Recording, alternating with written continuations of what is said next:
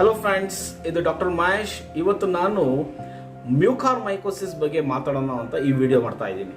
ಮ್ಯೂಕಾರ್ಮೈಕೋಸಿಸ್ ಅಂದರೆ ನಿಮಗೆ ಚೆನ್ನಾಗಿ ಗೊತ್ತಿದೆ, it is one of the fungal disease. ಇದನ್ನು ನಾವು ಶಿಲೇಂಧ್ರಿಯ ಅಂತಲೂ ಕರಿತೀವಿ ಅಲ್ವಾ. ಸೊ ನಮ್ಮಲ್ಲಿ ಸಾಕಷ್ಟು ಥರ ಬೇರೆ ಬೇರೆ ಥರ ಡಿಸೀಸ್ ಬರುತ್ತೆ, ಲೈಕ್ ಬೇರೆ ಬೇರೆ ಮೈಕ್ರೋ ಆರ್ಗ್ಯಾನಿಸಮ್ಸಿಂದ. ಅದು ಬ್ಯಾಕ್ಟೀರಿಯಾ ಆಗಿರ್ಬೋದು, ಇಲ್ಲ ವೈರಸ್ ಆಗಿರ್ಬೋದು, ಪ್ರೋಟೋಸೋವನ್ಸ್ ಆಗಿರ್ಬೋದು, ಇಲ್ಲ ಹೆಲ್ಮೆಂಥಸ್ ಆಗಿರ್ಬೋದು ಅಲ್ವಾ. ಬಟ್ ನಮಗೆ ಕೆಲವು ಡಿಸೀಸ್ ಬರುತ್ತೆ, ಅದು ಇವನ್ ಫಂಗಸ್ಸಿಂದನೂ ಕೂಡ. ಈ ಫಂಗಸ್ ಆ್ಯಕ್ಚುಲಿ ಏನು ಅಂದರೆ ಸಾಮಾನ್ಯವಾಗಿ ಇವೆಲ್ಲ ಡಿಕಾಂಪೋಸರ್ಸ್ ಆರ್ ಸ್ಯಾಫ್ರೋಫೈಟ್ಸ್ ಅಂತ ಕರಿತೀವಿ. They are thermostable decomposers R ಸ್ಯಾಫ್ರೋಫೈಟ್ಸ್ ಅಂತ ಕರಿತೀವಿ. ಅಂದರೆ they mainly involve in the decomposition process. ಯಾವುದಾದ್ರೂ ಒಂದು ಸತ್ತೋಗಿರೋಂಥ ಪ್ರಾಣಿ ಇಲ್ಲ ಉದುರೋಗಿರೋಂಥ ಎಲೆ, ಇದನ್ನೆಲ್ಲ ಏನು ಮಾಡೋದು, ಡಿಕಾಂಪೋಸ್ ಮಾಡುವಂಥ ಪ್ರೋಸೆಸ್ಸಲ್ಲಿ ಇನ್ವಾಲ್ವ್ ಆಗಿರುವಂಥ ಈ ಒಂದು ಮೈಕ್ರೋ ಆರ್ಗ್ಯಾನಿಸಮ್ಸ್. ಕೆಲವು ಟೈಮಲ್ಲಿ ಇವೇನಾಗುತ್ತೆ, ಇದು ಪ್ಯಾಥೋಜೆನಿಕ್ ಆಗುತ್ತೆ. ಸೊ ಹ್ಯೂಮನ್ ಬೀಯಿಂಗ್ಸ್ ಇಲ್ಲಾಂದ್ರೆ ಯಾವುದೇ ಒಂದು ಪ್ರಾಣಿ ಇಲ್ಲಾಂದ್ರೆ ಯಾವುದೇ ಒಂದು ಗಿಡ ಇದಕ್ಕೆ ಇನ್ಫೆಕ್ಷನ್ ಮಾಡಿ ಅದಕ್ಕೂ ಕೂಡ ಡಿಸೀಸ್ ಕಾಸ್ ಮಾಡುವಂಥ ಶಕ್ತಿ ಇದಕ್ಕಿದೆ. ಈಗ ಕೋವಿಡ್-19 ಪೇಷಂಟ್ಸಲ್ಲಿ ಸಾಕಷ್ಟು ಕಾಣಿಸ್ಕೊತಾ ಇರುವಂಥ ಒಂದು ಇಂಪಾರ್ಟೆಂಟ್ ಫಂಗಲ್ ಡಿಸೀಸ್ ಯಾವುದು ಅಂದರೆ ಮ್ಯೂಕಾರ್ಮೈಕೋಸಿಸ್.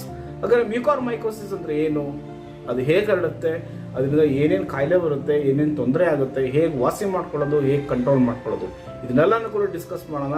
Watch this video. ಈ ಮ್ಯೂಕಾರ್ಮೈಕೋಸಿಸ್ ಅನ್ನೋದು ಒಂದು fungal disease. Those are the disease which is caused by closely related moulds ಅಂತ ಕರಿತೀವಿ ನಾವು. ಸಾಮಾನ್ಯವಾಗಿ ಮೋಲ್ಡ್ಸ್ ಅಂದರೆ ಬೂಸ್ಟ್ ಅಂತ ನಾವೇನು ಆಡ್ ಭಾಷೆಯಲ್ಲಿ ಕಲಿತೀವಿ. ನಮ್ಮನೇಲಿ ಕಿಚನಲ್ಲಿ ಇರುವಂಥ ಕಾಯಿ ಮೇಲೆ ಏನು ಬ್ಲ್ಯಾಕ್ ಕಲರು ಬೂಸ್ಟ್ ಬರುತ್ತೆ, ಇಲ್ಲ ತರಕಾರಿ ಮೇಲೆ ಬೂಸ್ಟ್ ಬರುತ್ತೆ, ಆ್ಯಕ್ಚುಲಿ ಇದೇ ಆ ಫಂಗಸ್. 70% ಆಫ್ ಮ್ಯೂಕಾರ್ಮೈಕೋಸಿಸ್ಸು ನಮಗೆ ಡಿಸೀಸ್ ಕಾಸ್ ಮಾಡುವಂಥ ಒಂದು ಕಾಸಿಟಿವ್ ಏಜೆಂಟ್ ಯಾವುದು ಅಂದರೆ ಅದು ಬಂದು ಸಾಮಾನ್ಯವಾಗಿ ರೈಜೋಪಸ್ ಆರಿಸೆ ಅಂತ ಕರಿತೀವಿ ನಾವು. ಈ ರೈಜೋಪಸ್ ಆರಿಸೆ ಇದೇನು ಮಾಡಿದೆ ಅಂದರೆ it is going to secrete a toxin, that is mycotoxin called rhizoxin or rhizonins ಅಂತ. ಈ ರೈಜಾಕ್ಸಿನ್ ಆರ್ ರೈಸೋನಿನ್ ಏನು ಮಾಡುತ್ತೆ, ಸೊ ದಟ್ ನಮ್ಮ ಬಾಡಿ ಒಳಗಡೆ ಸೆಕ್ರೆಟ್ ಆಗಿ ನಮ್ಮಲ್ಲಿರುವಂಥ ಟಿಶ್ಯೂಸ್ ಅವ್ರ ಜೀವಕಣ ಅಂತ ನಾವೇನು ಕರಿತೀವಿ ಅದನ್ನೆಲ್ಲ ಏನು ಮಾಡುತ್ತೆ, ಕೊಳಗಿಸುತ್ತೆ. ಆರ್ ಅದನ್ನ ನಾವು ಟಿಶ್ಯೂ ನೆಕ್ರೋಸಿಸ್ ಅಂತ ಕರಿತೀವಿ. ಹಾಗಾದ್ರೆ ಈ ಫಂಗಸ್ ಎಲ್ಲೆಲ್ಲಿರುತ್ತೆ? This fungus is ubiquitous. Ubiquitous ಅಂದ್ರೆ ಯೂನಿವರ್ಸಲ್. ಇದು ಗಾಳಿಯಲ್ಲಿರುತ್ತೆ, ನೀರಲ್ಲಿರುತ್ತೆ, ಓಕೆ, ನಿಮ್ಮ ಮನೆಯಲ್ಲಿರುತ್ತೆ, ಕಿಚನಲ್ಲಿರುತ್ತೆ, ಹಾಲಲ್ಲಿರುತ್ತೆ, ಈ ಒಂದು ಫುಡ್ಡಲ್ಲಿ ಕೂಡ ಈ ಒಂದು ಫಂಗಸ್ ಇರುತ್ತೆ. ಮೇನ್ಲಿ ಯಾವ ಫಾರ್ಮಲ್ಲಿ ಇರುತ್ತೆ ಅಂದರೆ they are going to produce asexual spores during unfavourable condition. ಒಂದು asexual ಸ್ಪೋರ್ಸ್ನ ಪ್ರೊಡ್ಯೂಸ್ ಮಾಡುತ್ತೆ. ಈ ಸ್ಪೋರ್ಸ್ ಗಾಳಿಲೆಲ್ಲ ತೇಲ್ತಾ ಇರುತ್ತೆ, ಗಾಳಿಯಿಂದ ನೀರಿಗೆ ಬರ್ಬೋದು, ಊಟ ಹಾಕಿದಂಥ ಊಟಕ್ಕೆ ಬಿಡ್ಬೋದು. ನಾವು ಏನಾದರೂ ಗಾಳಿ ತೊಗೊಬೇಕಾದ್ರೆ ಆ ಊಟದಲ್ಲಿ ಈ ಸ್ಪೋರ್ಸ್ ಇತ್ತು ಅಂದರೆ, ನೀರಲ್ಲಿ ಸ್ಪೋರ್ಸ್ ಇತ್ತು ಅಂದರೆ, ಈ ಸ್ಪೋರ್ಸ್ ನಮ್ಮ ದೇಹಕ್ಕೆ ಈಸಿಯಾಗಿ ಹೋಗಿ ನಮಗೆ ಇನ್ಫೆಕ್ಷನ್ ಬರುವಂಥ ಚಾನ್ಸಸ್ ಇದೆ. ನಾವೀಗ ಮೋಡ್ ಆಫ್ ಟ್ರಾನ್ಸ್ಮಿಷನ್ ಆದರೆ ಹೇಗೆ ನಮ್ಮ ಬಾಡಿ ಒಳಗಡೆ ಈ ಸ್ಪೋರ್ಸ್ ಹೋಗುತ್ತೆ.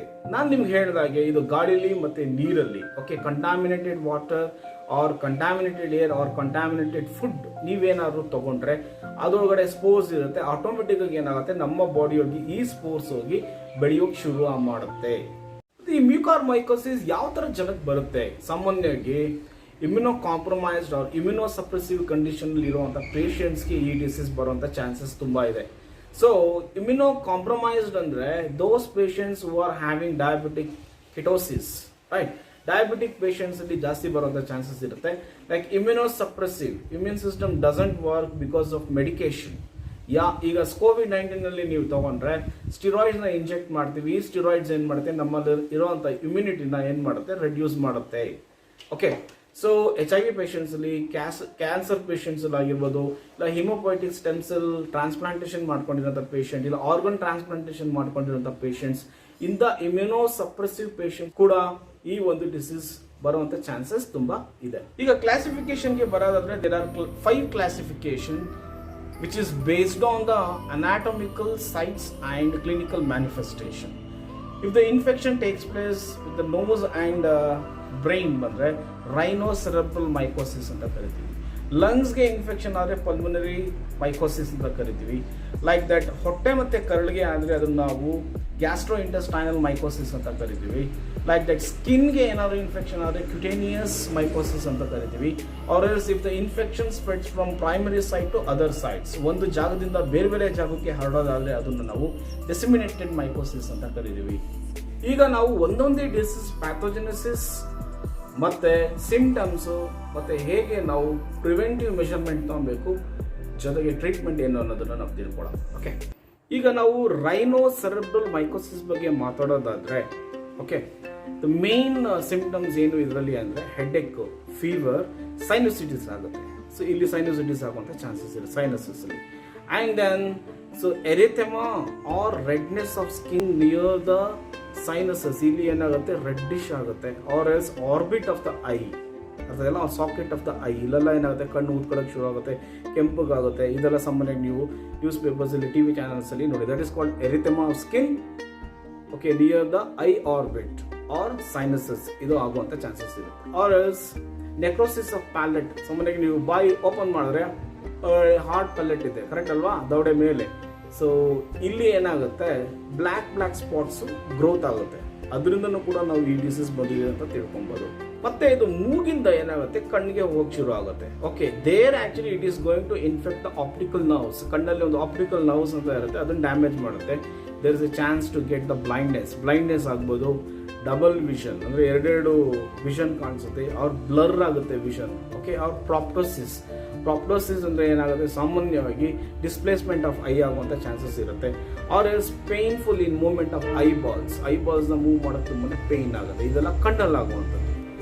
ಮತ್ತೆ ಮೂಗಿಂದ ಕಣ್ಣಾಯಿತು, ಕಣ್ಣಿಂದ ಏನಾಗುತ್ತೆ ಬ್ರೈನ್ಗೂ ಹೋಗುತ್ತೆ. In case if the infection occurs in the brain, again we are going to observe certain symptoms.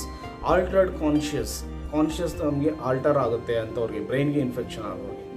And then mainly this abnormal functioning of neural cells or nerve cells ಏನಾಗುತ್ತೆ abnormal ಆಗಿ function ಮಾಡಲಿಕ್ಕೆ ಶುರು ಮಾಡ್ಕೊಳ್ಳುತ್ತೆ.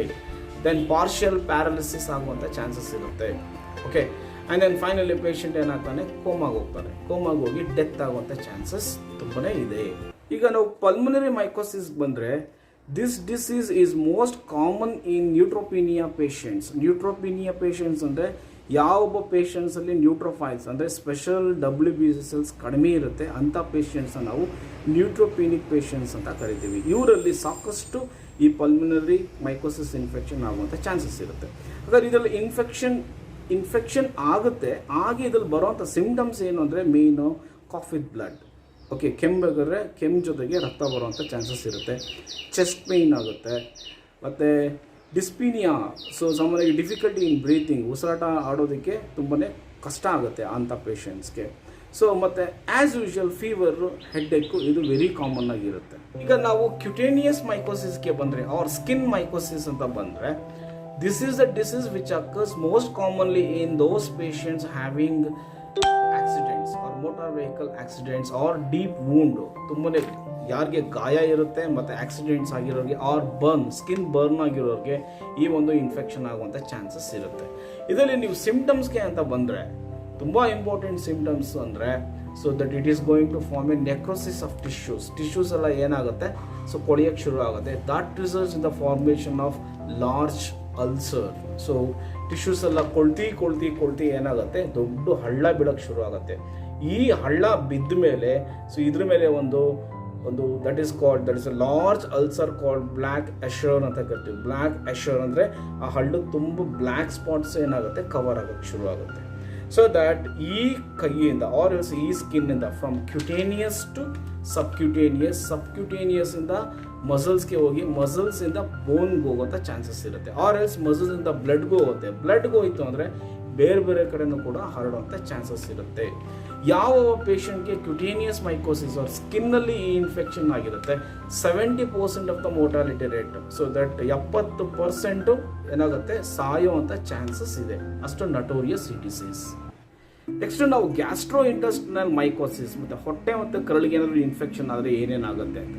This type of disease is very rare, actually ತುಂಬ rare ಈ disease, but can be seen in those patients are mall nourished.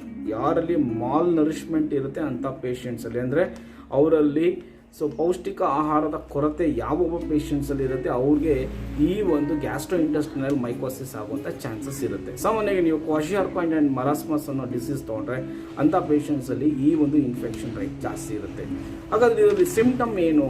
Main acute abdominal pain, ತುಂಬಾ ಹೊಟ್ಟೆ ನೋವು ಶುರು ಆಗುತ್ತೆ. Then faeces with blood, so ಅವ್ರು ಏನಾದರೂ ಟಾಯ್ಲೆಟ್ಗೆ ಹೋದರೆ ಆ ಟಾಯ್ಲೆಟಲ್ಲಿ ಸೊ ಬ್ಲಡ್ ಇರುವಂಥ ಚಾನ್ಸಸ್ ಇರುತ್ತೆ. ವಾಮಿಟಿಂಗ್ ಮತ್ತು ನಾಸಿಯಾ ಅಂದರೆ ಸೊ ವಾಮಿಟ್ ಸೆನ್ಸೇಷನ್, ಇದೆಲ್ಲನೂ ಕೂಡ ನಾವು ಸಿಂಪ್ಟಮ್ಸ್ ಅಂತ ನೋಡ್ಬೋದು. Next fifth one or last infection ನಾವು ಬಂದರೆ ಡಿಸಮಿನೇಟೆಡ್ ಮೈಕೋಸಿಸ್ ಅಂತ ಕರಿತೀವಿ. ಇದೇನಾಗುತ್ತೆ, this disease can be spread from primary site to other sites or other organs. ಒಂದು ಕಡೆ ಏನಾದ್ರು ಇನ್ಫೆಕ್ಷನ್ ಆಯಿತು ಅಂದರೆ ಅಲ್ಲಿಂದ ಏನಾಗುತ್ತೆ ಬೇರೆ ಕಡೆ ಹರಡುವಂಥ ಚಾನ್ಸಸ್ ಇರುತ್ತೆ. ಸೊ ಇದು ಹಾರ್ಟ್ಗೂ ಹೋಗುವಂಥ ಚಾನ್ಸ್ ಇರುತ್ತೆ. ಹಾರ್ಟ್ಗೆ ಏನಾದರೂ ಹೋದರೆ ಎಂಡೋಕಾರ್ಡಿಟಿಸ್ ಆಗುತ್ತೆ. Okay, so inflammation of heart ಆಗುವಂಥ ಸೊ ತುಂಬನೇ ನಟೋರಿಯಸ್ ಇದು ಆ್ಯಕ್ಚುಲಿ.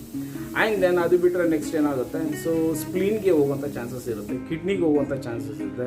ಸೊ ಹಾಗಾಗಿ ಹೀಗೆ ಮಲ್ಟಿಪಲ್ ಆರ್ಗನ್ಸ್ಗೆ ಹೋಗಿದ್ದು ಏನು ಮಾಡುತ್ತೆ, ಇನ್ಫೆಕ್ಷನ್ ಮಾಡುತ್ತೆ. ಇವೊಂದು ಬೋನ್ಗೂ ಹೋಗುತ್ತೆ, ಇದು ಆಸ್ಟಿಯೋಮೈಲಿಟಿಸ್ ಅಂತ ಕರಿತೀವಿ. ಸೊ ಬೋನ್ಗೂ ಹೋಗಿ ಇನ್ಫೆಕ್ಷನ್ ಮಾಡುವಂಥ ಚಾನ್ಸಸ್ ಇರುತ್ತೆ. ಸೊ ಅದು ಇದಕ್ಕೆ ಡಯಾಗ್ನೋಸಿಸ್ ಹೇಗೆ ಕಂಡುಹಿಡಿಯೋದು ಅಂತಂತ ಫಸ್ಟ್ ಥಿಂಗ್ CT ಸ್ಕ್ಯಾನ್ ಮಾಡಿಸ್ಬೇಕಾಗತ್ತೆ, ಆರ್ ಎಸ್ biopsy or surgery of the necrotic tissue. ಎಲ್ಲಿ ಟಿಶ್ಯೂ ಕೊಳ್ತಾ ಇರುತ್ತೆ ಅದನ್ನು ಸರ್ಜರಿ ಮುಖಾಂತರ ನಾವು ತೆಗೆದಬೇಕು. ಆ್ಯಂಡ್ ದೆನ್ ಕಲ್ಚರ್ ಮೆಥಡ್ ಅಂತ ಕರಿತೀವಿ. ಎಲ್ಲಿ ಇನ್ಫೆಕ್ಷನ್ ಆಗಿರುತ್ತೋ ಆ ಒಂದು ಸ್ಪೋರ್ಸ್ನ ತೆಗೆದು ಆರ್ಟಿಫಿಷಿಯಲ್ ಕಲ್ಚರ್ ಮೀಡಿಯಾದಲ್ಲಿ ನಾವು ಬೆಳೆದಿದ್ಮೇಲೆ ಅದನ್ನು ಮೈಕ್ರೋಸ್ಕೋಪಿಕ್ ಎಕ್ಸಾಮಿನೇಷನ್ ಮಾಡಿದ್ರೆ ಅದೇ ಫಂಗಸ್ ಅನ್ನೋದು ನಮ್ಗೆ ಈಸಿಯಾಗಿ ಗೊತ್ತಾಗುತ್ತೆ. ಓಕೆ, ಈ ಥರ ವೆರೈಟಿ CT ಸ್ಕ್ಯಾನ್ ಮಾಡಿಸ್ಬೋದು, MRI ಸ್ಕ್ಯಾನ್ ಮಾಡೋದು, ಕಲ್ಚರ್ ಮೆಥಡ್ ಮಾಡ್ಬೋದು. ಓಕೆ, ಸೊ ಈ ಥರ ಡಿಫ್ರೆಂಟ್ ಡಯಾಗ್ನೋಸ್ಟಿಕ್ ಮೆಥಡ್ಸ್ ನಮ್ಮಲ್ಲಿದೆ. ಹಾಗಾದರೆ ಈ ಡಿಸೀಸ್ಗೆ ಟ್ರೀಟ್ಮೆಂಟ್ ಏನು, ಪ್ರೊಫೈಲ್ಯಾಕ್ಸಿಸ್. ವಾಟ್ ಇಸ್ ಅ ಪ್ರೊಫೈಲ್ಯಾಕ್ಸಿಸ್ ಅಂತ ಬಂದರೆ, we are going to inject the antifungal agents like amphotericin B. ಇದು ತುಂಬಾ ಕಾಸ್ಟ್ಲಿ. ಮತ್ತು ಇಟ್ರಾಕೆನೋಜೋಲ್, ಪೋಸಾಕೆನೋಜೋಲ್ ಅನ್ನೋ ಆಂಟಿಫಂಗಲ್ ಏಜೆಂಟ್ಸು ಕೂಡ ನಾವು ಇಂಜೆಕ್ಟ್ ಮಾಡ್ತೀವಿ along with amphotericin B.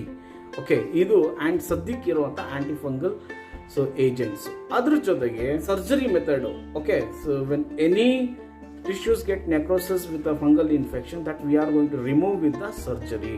So ಎಲ್ಲಾದರೂ ಇನ್ಫೆಕ್ಷನ್ ಆಗಿತ್ತು ಅಂದರೆ ಆ ಒಂದು ನೆಕ್ರೋಟಿಕ್ ಟಿಶ್ಯೂಸ್ನ ಸರ್ಜರಿ ಮುಖಾಂತರ, ಬೈಪಾಸ್ ಸರ್ಜರಿ ಮುಖಾಂತರ ಅದನ್ನು ನಾವು ರಿಮೂವ್ ಮಾಡ್ತೀವಿ. ದಿಸ್ ಇಸ್ 2 ಥರ ಟ್ರೀಟ್ಮೆಂಟ್ ನಮಗಿದೆ.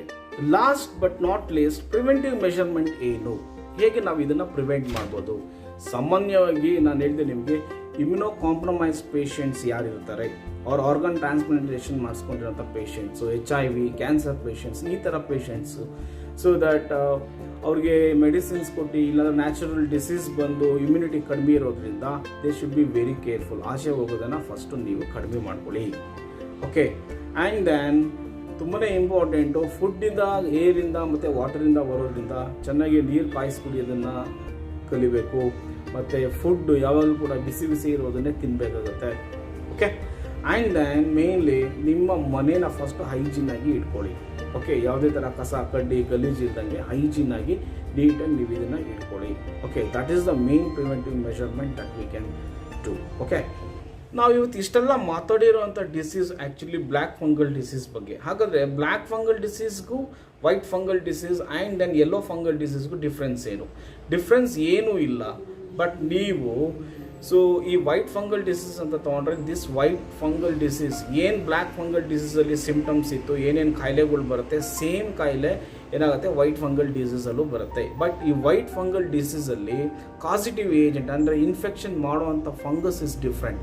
Weather it may be a candida species or aspergillus flavus ಅಂತ ಕರಿತೀವಿ. ಈ ಕ್ಯಾಂಡಿಡಾ ಸಾಮಾನ್ಯವಾಗಿ ನೀವು ಕ್ಯಾಂಡಿಡಿಯಾಸಿಸ್ ಅನ್ನೋ ಒಂದು ಕಾಯಿಲೆ ಬರುತ್ತೆ. ಇದು ಸೆಕ್ಷುಲಿ ಟ್ರಾನ್ಸ್ಮಿಟ್ ಡಿಸೀಸ್ ಕೂಡ.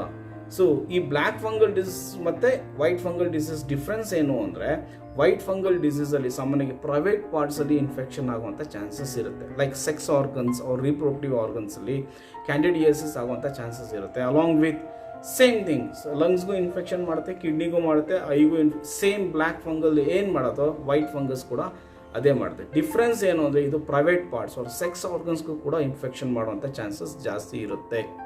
And then yellow fungus disease ಬಗ್ಗೆ ಇನ್ನೂ ಕೂಡ ಸಾಕಷ್ಟು ರಿಸರ್ಚ್ಗಳು ನಡೀತಾ ಇದೆ. ಯಾವ ಆರ್ಗ್ಯಾನಿಸಮ್ಸಿಂದ ಬರುವಂಥ ಫಂಗಸ್ ಇದು ಯಾವ ಫಂಗಸ್ ಅನ್ನೋದನ್ನು ಕಂಡುಹಿಡಿಯೋದಕ್ಕೆ ಇನ್ನೂ ಸ್ವಲ್ಪ ಕನ್ಫ್ಯೂಷನ್ ಸ್ಟೇಟಲ್ಲಿ ಇದ್ದಾರೆ. Okay, but yellow fungus disease ಕೂಡ compared with the white and ಬ್ಲ್ಯಾಕಿಗೆ ಅದು ಕೂಡ ತುಂಬಾ ಮೋಸ್ಟ್ ನಟೋರಿಯಸ್ ಅಂತ ಹೇಳ್ತಾ ಇದ್ದಾರೆ.